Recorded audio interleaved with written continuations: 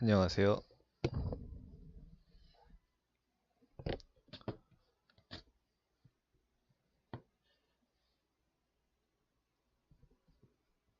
방송 시작하도록 하겠습니다. 오늘 분석할 기업은 서울옥션이라는 기업이고요. 미술품을 경매하고 이제 판매하는 그런 업을 주로 영위하는 기업입니다.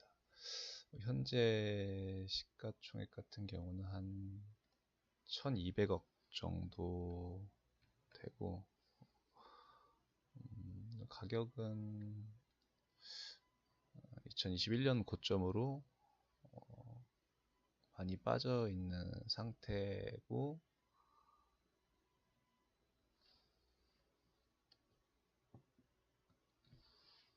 옆으로 좀 많이 횡보를 좀 하고 있는 것 같아요. 위아래로 한 6,000원 정도에서 한 9,000원 그 사이를 좀 왔다 갔다 하고 있는 그런 상황이라고 보시면 됩니다.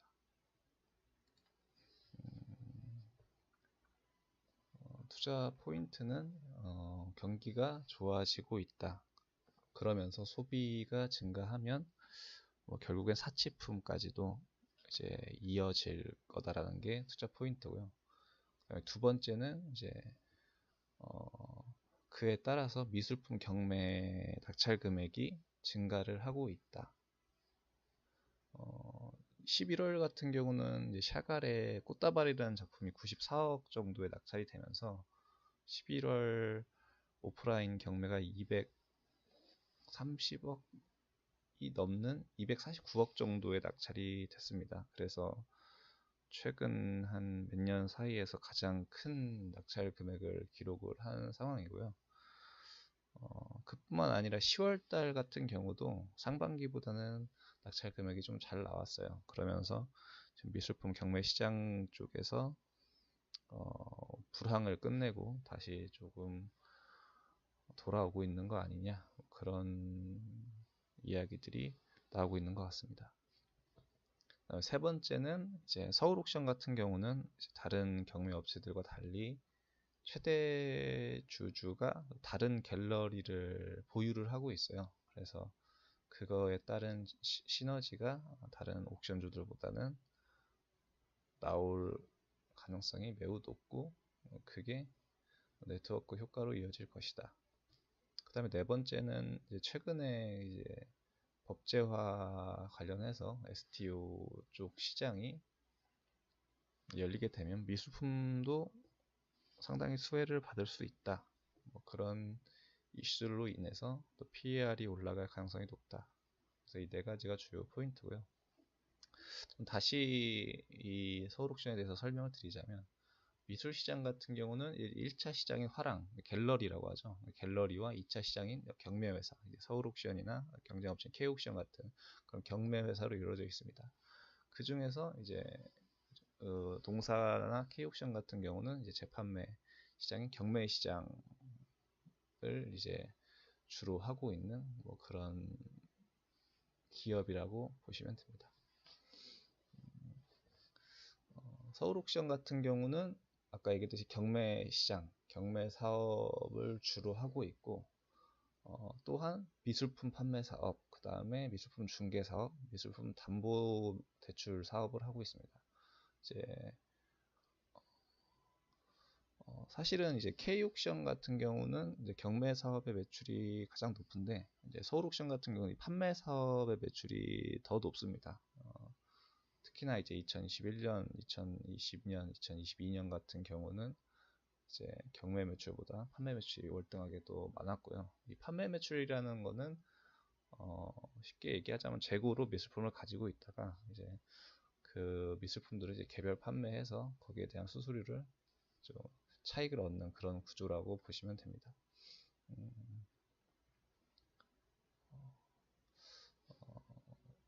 서울 옥션은 아까 얘기했던 K 옥션하고 국내 1, 2위를 다투고 있는, 거의 시장을 90% 이상을 두 회사 과점하고 있다고 보시면 됩니다.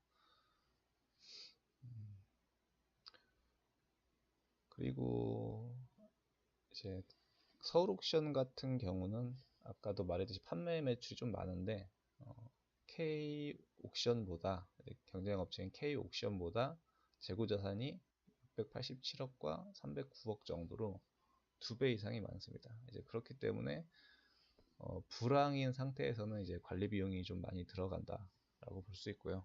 그리고 호황이 온다면 더 큰 레버리지 효과가 이제 나온다. 그래서 오히려 경기가 불황일 때는 서울 옥션이 더 많이 안 좋고 경기가 호황일 때는 K 옥션보다 더 매출이나 이익이 높게 나올 요인이 있다라고 보시면 됩니다.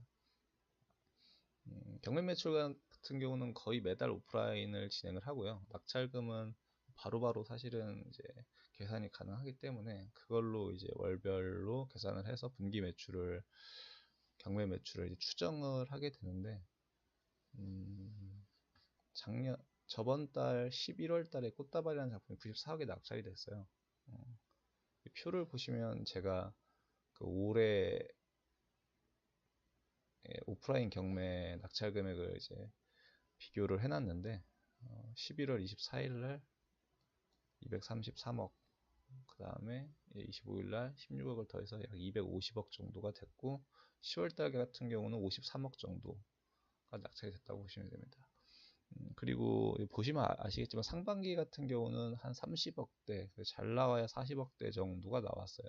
근데 이제 하반기로 갈수록 좋은 작품들도 많이 나오고 낙찰 금액이 좀 커지고 있다라고 보시면 됩니다. 그리고 이번 달에 마지막 경매 예정 22일 날에는 출품이 한 79억 정도 됐고요. 이제 낙찰률이 어느 정도 나올지는 모르겠지만 한 50% 정도가 나온다면 한 40억 정도가 예상이 되고 있습니다.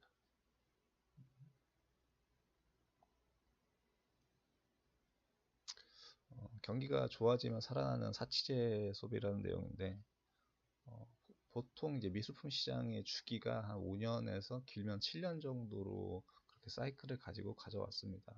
가장 최근에는 2021년도에 이제 엄청난 호황기가 왔었는데 이제 그때는 유동성이 많이 좀 풀려 있었던 그런 시장이고요. 그때는 뭐 주식 시장, 부동산, 뭐 비트코인 모든 자산군이 굉장히 가파르게 올랐고 그 유동성이 미술품 시장까지 왔다라고 보시면 됩니다. 그때 당시 매출액은 790억에서 영업이익은 197억, 그 다음에 순이익은 160억 정도가 나왔고요. 그때 당시에 거의 시총이 6천억 정도까지 갔었어요. 그러니까 뭐 PER 같은 경우가 뭐 30배, 40배 정도를 줬었던 그런 21년도라고 보시면 됩니다. 그러면 왜 경기가 좋아지면 사치제를 구매를 하냐? 그래서 왜 미술품을 구매를 하냐? 그거는 다음과 같습니다. 미술품이나 사치제 시장을 이야기할 때 많이 이야기하는 게 파노블리와 스눕 효과라는 건데요. 파노블리 효과라는 것은 이제 비싸게 보이면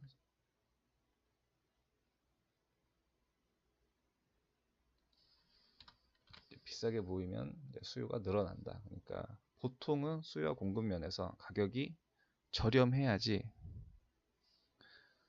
수요가 늘어나는데 이 사치제 같은 경우는 가격이 올라가야지 또 수요가 늘어날 수 있는 뭐 그런 효과를 보인다고 해서 가치가 있다고 믿는 심리가 적용이 된다라는 게 파노블리 효과고요. 그 다음에 스노우 효과 같은 경우는 나는 남들과 다르다, 좀 남들과 차별화되어 있는 사람이다. 그래서 좀 더 고가의 제품과 좋은 거를 또 희소한 거를 가질 수 있다. 뭐 이런 심리를 스눕 효과라고 합니다. 그래서 미술품 같은 경우는 재벌과 사모님들이 굉장히 대부분의 즐겨 하는 그런 취미이고요. 특히나 최근 같은 경우는 이제 전문직들이 좀 미술품 시장에 많이 뛰어든다고 합니다. 그리고 과거 2021년 같은 경우는 사실 이제 20, 30대들이 그 미술품 구매가 많았었는데 최근에 그 백화점 매출의 40% 이상이 사실은 20, 30대라고 하더라고요. 그만큼 자산 대비해서 이제 사치제의 소비가 20, 30대가 많은 편인데 그 이유는 일단 1자녀 가구가 많고요. 자녀를 한 명만 낳고 그다음에 뭐 대학 입시율이나 뭐 기타 뭐 집안에서의 뭐 지원 같은 게 사실은 좀 많아지다 보니까 본인들이 좀 더 특별한 사람이다라는 그 인식이 과거보다는 좀 많아지고 있는 것 같아요. 특히 그 20, 30대 사이에서. 그러면서 이제 미술품의 구매 또한 굉장히 차별화된 사치제 시장이기 때문에 긍정적인 이제 영향이 가지 않을까라고도 보고 있습니다. 그 다음에는 이제 과세제도인데요. 미술품 같은 경우는 양도세 같은 경우가 생존 작가의 작품이면 비과세입니다. 그 다음에 6천만 원 이하면 비과세고, 그리고 이제 6천만 원 이상이다라도 필요 경비를 인정을 해서 뭐 쉽게 얘기하면 1억까지는 90%, 그다음에 그 초과 금액은 80% 정도로 이제 필요 경비를 인정을 해주면 그 정도의 금액은 이제 세제 혜택을 주고 있어요. 비과세로 들어가기 때문에 결과론적으로는 1억 이상의 금액의 20% 정도만 이제 한 20% 정도의 과세를 이제 부과된다라고 보시면 됩니다. 그렇기 때문에 이제 자산으로 돈 불을 많이 버신 분들이 이제 미술품을 사게 돼서 이제 양도를 하게 된다면 꽤나 이제 세금을 절세할 수 있는 그런 효과를 얻을 수 있기 때문에 자본 시장이 이제 화랑이 되면 미술품의 수요는 늘어날 요인이 매우 많다라고 보시면 됩니다. 그 다음에 아까 얘기했던 최대주주가 이제 보유하고 있는 갤러리와의 시너지 효과입니다. 그 동사는 최대주주가 사실 가나아트라는 이제 갤러리를 소유를 하고 있어요. 그 다음에 K옥션 같은 경우는 그 갤러리가 가지고 있지 않고, 그다음에 경쟁 업체에 비해서 그러니까 미술품 확보에 되게 유리한 그런 시장을 가지고 있습니다. 그래서 그거에 따라 양질의 작품 확보가 비교적 좀 유리한 편이고, 그거 자체가 굉장한 진입 장벽이 되기도 합니다. 이제 좋은 작품이 모이면서 이제 구매자가 모이고, 그 다음에 위탁이 늘어나면 위탁자가 구매자 간의 네트워크 효과가 강한 그런 시장이 바로 경매 시장이기 때문에 동사의 경제적 혜자는 꽤나 국내에서는 확실한 편이라고 보시면 됩니다. 뭐 그리고 어쨌든 경매사 같은 경우는 이제 기록하고 신뢰가 되게 중요한 자산인데, 갤러리하고 경매가 같이 움직이면서 작가하고 작품에 대한 정보를 더 좀 신뢰할 수 있고 더 잘 축적할 수 있으면서 더 고가의 작품들을 가격의 기준점을 만들 수 있는 그런 시장을 리드를 하고 있다라고 보시면 됩니다. 그렇기 때문에 이러한 또 다른 경쟁 업체들이 진입하기가 굉장히 어려운 그런 시장을 보유하고 있다, 그런 경제적 혜자를 가지고 있다라고 보시면 됩니다. 또 좀 마지막으로는 STO는 법제화에 따른 수혜를 받을 수 있다며, STO 시장이 개화가 된다면 좀 부동산이나 미술품 같은 거를 주식처럼 거래를 할 수 있는 시장이 올 수도 있는데, 그런 시장이 온다면 미술품, 고가의 미술품과 인기 있는 미술품을 보유하고 있는 이런 뭐 서울 옥션이나 K 옥션 같은 경우가 수혜를 볼 요인이 높지 않을까. 그렇게 된다면 미래의 성장성에 있어서 조금은 경기 민감한 부분을 좀 보완해 줄 수 있는 그런 역할을 좀 해줄 수도 있지 않을까라고 보고 있습니다.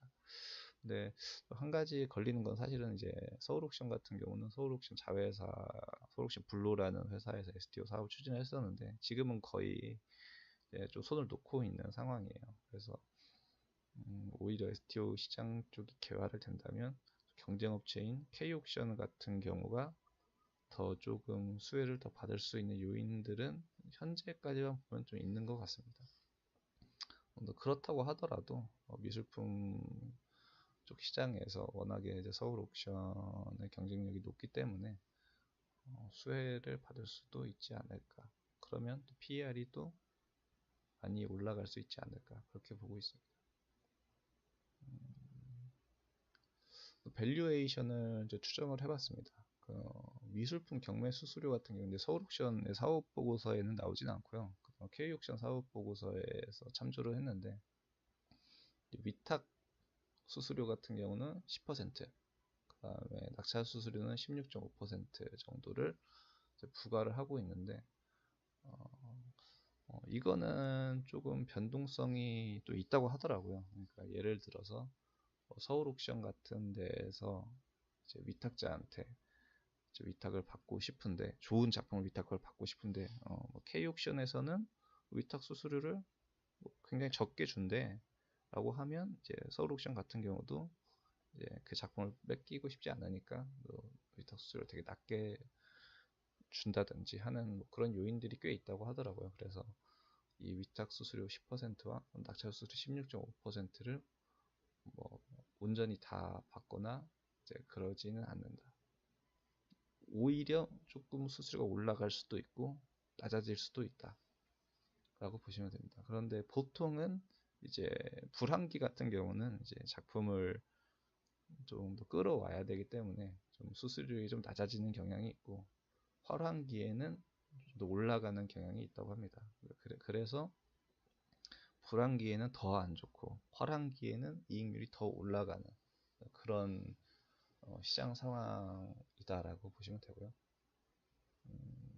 그래서 매출을 한 4분기치를 한번 추정을 해보면 10월, 11월의 낙찰 금액이 300억 정도가 됩니다. 그래서 12월 경매가 결과가 나오지는 않아서 그냥 상반기에 한 평균적으로 3, 40억 정도 했으니까 30억 정도로 한다고 하면 330억 정도가 4분기에 예상이 되는데,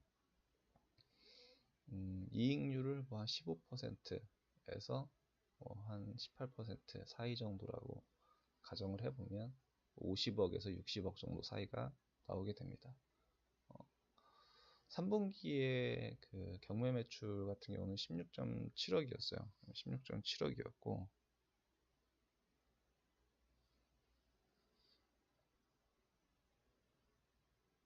그 다음에 뭐 오프라인 경매 낙찰가가 한 63억 정도였으니까 이거를 단순히 계산을 해보면 꽤 많이 4분기에 경매 매출이 올라올 가능성이 높다.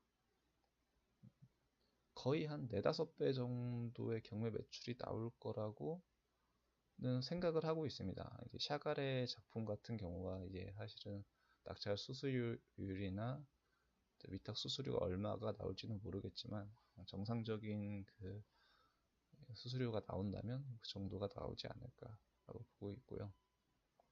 미술품 판매 매출 같은 경우는 이제 내수에서 이제 21년도 같은 경우 호황기에 400억을 찍었습니다. 가장 많은 매출 찍었었고, 그 전년도에 2000년도 같은 경우는 140억, 22년도 같은 경우는 288억, 23년도 같은 경우는 230억 매출을 기록을 했었고요. 그 기간을 그냥 호황기 정도다라고 봤을 때 연평균 한 260억 정도가 나옵니다. 그러면 뭐 한 15%에서 20% 사이의 이익을 준다면 30억에서 40억 정도의 뭐 연간 이익이 나오지 않았을까라고 추정을 하고요. 좀 연간 매출과 이익을 한번 이제 케이스별로 가정을 해봤습니다. 경매 매출이 월별로 50억 정도가 나온다. 그 다음에 이제 판매 매출은 연간 200억 정도가 나오고, 수수료율, 이익률이 15% 정도 나온다라고 가정하면 290억에 43억의 이익이 나오고, 그 다음에 판매 매출은 250억, 경매 매출은 월에 70억, 수수료는 17.5%로 가정을 해보면 376억에서 이익은 65억, 그 다음에는 경매 매출이 월 100억에서 판매 매출은 300억, 그다음에 수수료를 20%로 가정을 하면 100억 가까이의 이익이 나옵니다. 여기에서 담보대출 매출 같은 경우가 합쳐지면 이익이 50억에서 100억 사이 정도의 이익은 미술품의 일반적인 호황이 왔을 때 이 정도까지는 가능할 거다라고 보고 있습니다. 만일 21년도만큼의 호황이 온다면 훨씬 더 높은 사실은 이익을 가져갈 수 있고요. 이 회사가 사실은 그 2021년도에 호황기를 겪고 계속 이제 미술품 시장이 불황기를 맞고 있었는데, 그렇기 때문에 인원 감축을 계속 하는 것 같더라고요. 사업보고서상에 보면 거의 분기별로 볼 때마다 인원이 좀 줄고 있어서 고정비는 계속 감소를 하고 있다고 보시면 됩니다. 그렇기 때문에 비슷한 수준이 나온다면 더 높은 이익률이 나올 거라고 보고 있고요. 그래서 2021년도보다 확실히 더 높은 이익률을 가져갈 가능성이 높다. 그리고 과거 호황기에는 아까 얘기했듯이 2021년도 같은 PER 30배를 넘게 줬어요. 그래서 그때 당시에 PER을 가정을 하게 된다면 이 정도의 이익이 나올 수 있다면 현재 시총 기준으로도 3천억 정도까지는 무난하게 상승을 할 수 있는 그런 상승의 업사이드는 충분히 보여집니다. 물론 이 정도 PER을 받지 못한다면 지금 시총이 1200억 정도 되거든요. 그래서 업사이드가 크지는 않을 수도 있는데, 사실은 경기 민감주 같은 경우는 PER이 많이 낮아졌다가 크게 올라가는 그런 경향이 있어서 저는 충분히 이 정도의 PER도 고정권에서는 가능하지 않을까라고 보고 있습니다. 그리고 리스크는 다음과 같습니다. 자본시장의 화랑이 꺾인다. 그러니까 이 주식시장이나 이제 코인시장이 최근에 되게 많이 좋았는데 그런 시장들이 안 좋아지거나 그렇다면 유동성이 다시 좀 꺾이는 구간으로 빠르게 다시 진입을 한다면 미술품 시장이 사실은 침체가 다시 올 수 있다. 불황이 다시 올 수 있다라고 볼 수 있고요. 그 다음에 미술품을 대체할 만한 사치제가 등장을 한다. 이건 사실은 잘 모르겠어요. 그 미술품을 대체할 만한 그런 사치제가 뭐가 있을까를 생각을 해본다면 그 이전에도 사실은 자동차라든지 명품이라든지 이런 건 다 존재를 했었기 때문에 미술품에 대한 그 수요는 사실은 계속될 거다라고 저는 보고 있습니다. 그리고 이제 STU 같은 경우도 아까 위에 이야기를 했듯이 법사위는 통과를 됐어요. 법사위는 통과를 됐고 이제 국회 본회의만 남겨져 있는 상태인데 통과가 된다면 이제 상당한 시장에서도 관심을 받을 수 있지 않을까 그렇게 보고 있습니다. 그리고 또 경기 민감주이면서 어떨 때는 이제 적자가 나오고 경기가 좋을 때만 흑자가 나오는 이런 사업에 높은 PER을 줄 수 있는 게 맞냐라고 그러면 그것 또한 어느 정도는 일리가 있는 것 같습니다. 그래서 이러한 리스크들은 있다라고 보시면 되고, 또 결론을 이야기하자면 미술품 시장의 불황은 이제 지나가고 이제 살아나고 있는 그런 초입기에 있는 것 같다. 그에 따라서 이익률하고 매출액이 높아지면 그에 따른 레버리지 효과도 날 수 있고 이제 시장에서의 관심도가 달라질 것이다. 그 다음에 또 민감주들 같은 경우는 경기 민감주 같은 경우는 그 상승 초입부의 시세가 가장 강해요. 그래서 그런 측면에서 봤을 때는 이제 올라와 있는 것을 매수를 하는 그런 추세 전략보다는 좀 이미 많이 이제 얻어맞고 있는 그런 상황에서 쉽게 말하면 저점권 근처에서 매수를 해서 기다리는 전략이 가장 좋은 전략이라고 판단을 하고 있습니다. 그리고 그 PER 같은 경우는 과거 2021년도 같은 경우도 NFT라는 그런 이제 테마가 붙으면서 높은 PER을 받았는데 이번에 같은 경우도 STO라는 그런 좀 시장에서 의미 있는 그런 테마가 붙어 있는 상황이기 때문에 이제 과거에는 2020, 2023년, 4년 같은 경우는 실적이 받침이 되지 않아서 내러티브로만 움직인 거기 때문에 추세가 크게 상승을 하지는 못했다고 보고요. 이번에 만약에 이제 기업 가치, 매출액과 이익이 동반 상승하면서 이런 STO라는 내러티브가 붙게 된다면 다시 한번 큰 상승을 기대해봐도 되지 않을까 라고 보고 있습니다. 오늘 분석은 여기까지 하도록 하겠습니다. 감사합니다.